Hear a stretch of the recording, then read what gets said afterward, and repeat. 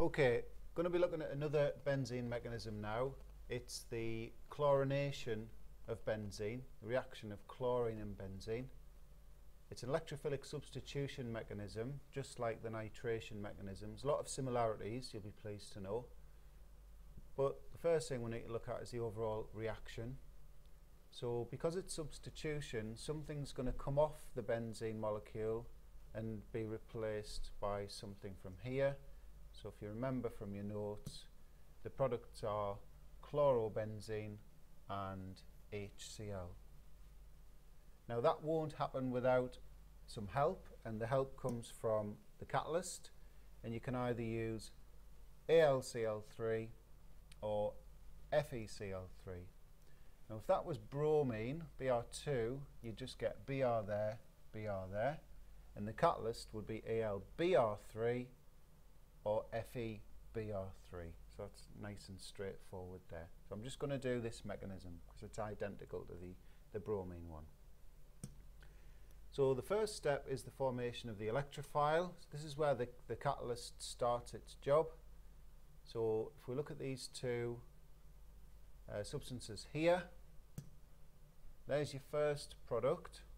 So effectively one of the chlorines, not quite the chlorine, as you'll see when we get down to this bit here, one of the chlorines goes onto there, becomes negative, so the other product, Cl+, hide that, and that's our electrophile, and that's going to be accepting a pair of electrons. The metal halides, as you can see there, are classed as halogen carriers. Okay, they're reformed at the end, so they're known as catalysts. So just a quick discussion about, well, why can aluminium chloride or FeCl3, why can they do that? If I do a quick dot and cross diagram, so there's the covalent bond between these two chlorine atoms, so we'll do the dots on the left and we'll do the crosses on the right.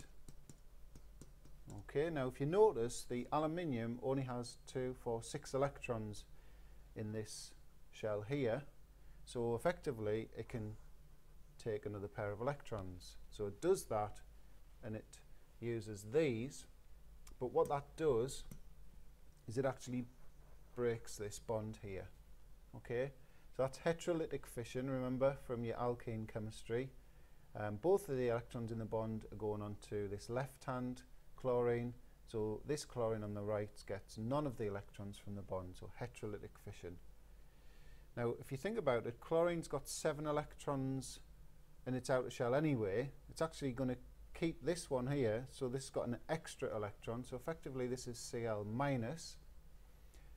So if you add Cl minus onto AlCl3, which is neutral, you're going to get AlCl4 minus. The Cl on the right started with 7 electrons, but now it's only got 1, 2, 3, 4, 5, 6, so that's lost an electron, so that's effectively Cl plus now, and there it is there. Okay, so that's how the AlCl3 does its job. Okay, so we'll just flick on to the next slide. Right, so the next part of the mechanism is the electrophilic attack by the what should that say? That should say Cl+. Sorry about that. Silly me. Right. Oh, right. Shall I quit this or what? Let's keep going, shall we? For comedy effect. Right, so we've got the electrophile, the correct electrophile. What's going to happen? Just like before, a pair of electrons is going to be attracted to this Cl+ electrophile, and that's going to create those lovely looking intermediates. Okay, and I'm going to scrap this now. Sorry, this is just not good enough. You deserve better than this. Sorry, I'm really sorry.